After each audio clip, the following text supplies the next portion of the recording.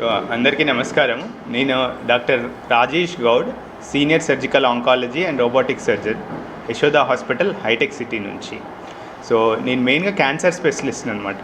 So last 15 years నుంచి ఈ cancer చికిత్సలో చాలా మార్పులు వచ్చాయన్నమాట. ఈ మధ్య ఏంటి అంటే గత దశాబ్దంలో ఈ క్యాన్సర్ గురించి అవగాహన పెరిగి సో చాలా రీసెర్చెస్ వచ్చాయి అండ్ అలాగే నూతన పద్ధతులు కూడా వచ్చాయి చికిత్సలో. సో ఇంతకుముందులా క్యాన్సర్ అంటే ఒక్కసారి క్యాన్సర్ వచ్చిందంటే లైఫ్ లాంగ్ క్యాన్సర్ పేషెంట్ అనే ముద్ర పడేదనమాట. కానీ ఇప్పుడున్న అడ్వాన్స్ టెక్నాలజీ, అడ్వాన్స్ ట్రీట్మెంట్లతో ఏంటి అని అంటే క్యాన్సర్ని కంప్లీట్గా రిమూవ్ చేయడంతో పాటు క్వాలిటీ ఆఫ్ లైఫ్ బాగుండేటట్టుగా చూసుకుంటామని. సో చాలా టెక్నాలజీస్ లైక్ రోబోటిక్ టెక్నాలజీ అని, లేదంటే ఫ్లోరోస్కోపిక్ గైడెడ్ సర్జరీస్ అని, ఇవన్నీ నూతన టెక్నాలజీస్ వచ్చాయన్నమాట. సో రోబోటిక్ టెక్నాలజీ అంటే అందరికీ అపోహ ఏంటంటే రోబో చేస్తుంది అని చెప్పి.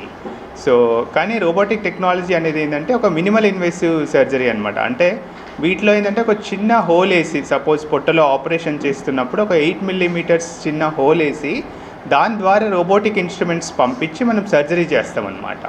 సో రోబోటిక్ సర్జరీ అనేది ఒక ట్రైన్డ్ రోబోటిక్ సర్జరీ చేయగలుగుతాడు, రెగ్యులర్ సర్జన్ చేయలేరు.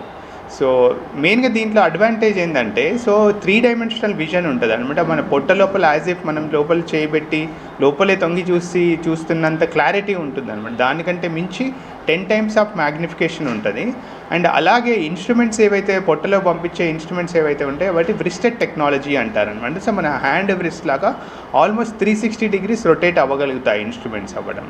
సో అలా అవ్వడం వల్ల ఏమవుతుందంటే మనం యాజ్ ఎ సర్జన్గా బెటర్గా చూస్తాము. అండ్ ప్లస్ ఈ టెక్నాలజీ వల్ల కూడా ప్రిసైజ్గా ట్యూమర్ని రిమూవ్ చేయడంతో పాటు సరౌండింగ్ టిష్యూకి డ్యామేజ్ అవ్వకుండా చూసుకుంటాం అనమాట. ఇలా చేయడం వల్ల ఏంటి అని అంటే క్యాన్సర్ని ప్రిసిషన్గా తీయడంతో పాటు క్వాలిటీ ఆఫ్ లైఫ్ని మెయింటైన్ చేయడానికి వీలవుతుంది.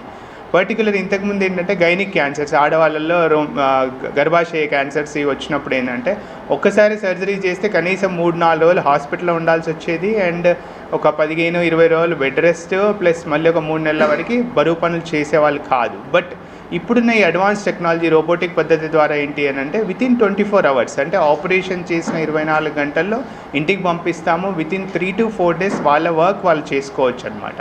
సో అలా అంత ఫాస్ట్ రికవరీ ఉంటుందన్నమాట దీంట్లో. అండ్ ఇంకొక టెక్నాలజీ ఏంటంటే ఫైర్ఫ్లై టెక్నాలజీ అంటారు. దీంట్లో ఏంటంటే మెయిన్గా ఒక రోబోట్లో ఒక స్విచ్ ఉంటుంది. ఆ స్విచ్ ఆన్ చేసి చూస్తే అంటే క్యాన్సర్ సెల్స్ ఏమైనా ఎక్కడికైనా స్ప్రెడ్ అయినాయా లేదా ఒక డై ముందుగా ఎక్కించి క్యాన్సర్ సెల్స్ ఎక్కడి వరకు స్ప్రెడ్ అయ్యిందా అనేది నిర్ధారణ చేసుకుంటాం. ఇలా చేయడం వల్ల ఏంటంటే ఎక్కువగా ఎక్స్టెన్సివ్ సర్జరీస్ అవసరం పడకుండా మెయిన్గా కంప్లీట్ ట్యూమర్ని రిమూవ్ చేయడానికి వీలవుతుంది. అలాగే ఇప్పుడు మూత్రాశయ క్యాన్సర్, ప్రాస్టేట్ క్యాన్సర్, ఇంతకుముందు ఏంటంటే ఆ పెల్విస్ అనేది చాలా నేరో స్పేస్, అక్కడ వెళ్ళి సర్జరీస్ చేయడం అనేది చాలా డిఫికల్ట్ ఉండేది అనమాట.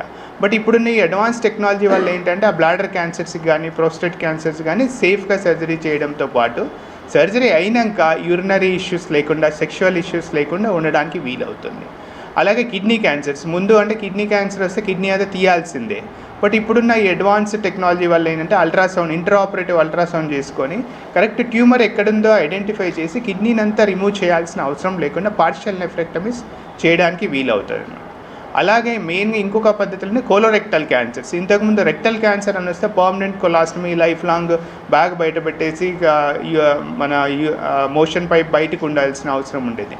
బట్ ఈ టెక్నాలజీ వల్ల ఏంటంటే కొన్ని కేసెస్లో, సెలెక్టివ్ కేసెస్లో కంప్లీట్గా పర్మనెంట్ కొలాస్టమీ చేయాల్సిన అవసరం లేకుండా టెంపరీగా చేసే అవకాశం వీలవుతుందన్నమాట.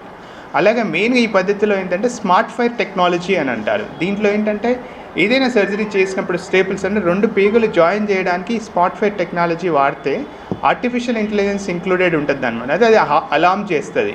సో ఇది సరిగ్గా థిక్నెస్ సరిపోలేదు, నెక్స్ట్ స్టాప్లెట్ చేంజ్ చేయండి అని చెప్పి. సో ఇలా పద్ధతులు వాడడం వల్ల ఏంటంటే ప్రిసైజ్గా క్యాన్సర్ని రిమూవ్ చేయడంతో పాటు సేఫ్గా చేయడానికి వీలవుతుంది. అండ్ మెయిన్గా బ్లడ్ లాస్ తక్కువ ఉంటుంది, పెయిన్ తక్కువ, రికవరీ చాలా fast, and hospital stay very minimal ఉంటుంది. అలాగే పోస్ట్ సర్జికల్ కాంప్లికేషన్స్ లైక్ అంటే రెక్టల్ క్యాన్సర్ సర్జరీస్ చేసిన తర్వాత యూరినరీ ఇష్యూస్ కానీ సెక్షువల్ ఇష్యూస్ కానీ ఇవేవి ఉండవు. అలాగే నెక్స్ట్ టెక్నాలజీ ఏంటంటే ఫ్లోరోస్కోపిక్ గైడెడ్ సర్జరీ. అంటే రొమ్ము క్యాన్సర్లో వాడతామని ఉంటాం మెయిన్గా. ఇంతకుముందు రొమ్ము క్యాన్సర్ అంటే ఏంటంటే కంప్లీట్గా రొమ్ము అంతా తీయాల్సిన అవసరం ఉండేది.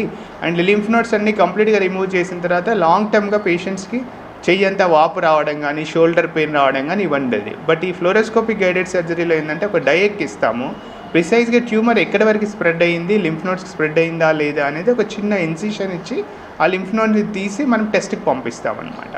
సో ఇలా పంపించడం వల్ల ఏంటంటే ఎక్స్టెన్సివ్ డిసెక్షన్ అవసరం పడదు. సో క్వాలిటీ ఆఫ్ లైఫ్ కూడా బాగుంటుంది.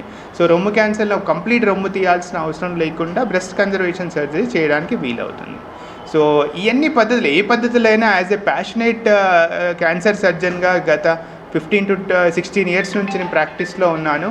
సో మెయిన్గా మా ఉద్దేశం ఏంటి అని అంటే క్యాన్సర్ని కంప్లీట్గా రిమూవ్ చేయడంతో పాటు క్వాలిటీ ఆఫ్ లైఫ్ని ఉంచడం అనేది మెయిన్ ఇంపార్టెంట్. అంటే ఒక పేషెంట్ క్యాన్సర్ పేషెంట్ అనేది మర్చిపోవాలి. ఆ క్యాన్సర్ ట్రీట్మెంట్ అయిన తర్వాత క్యాన్సర్ అనే ముద్ర లేకుండా చేయడం అనే దానికి మేము చాలా టెక్నాలజీస్ యూజ్ చేసుకొని చేస్తున్నాం. Thank you.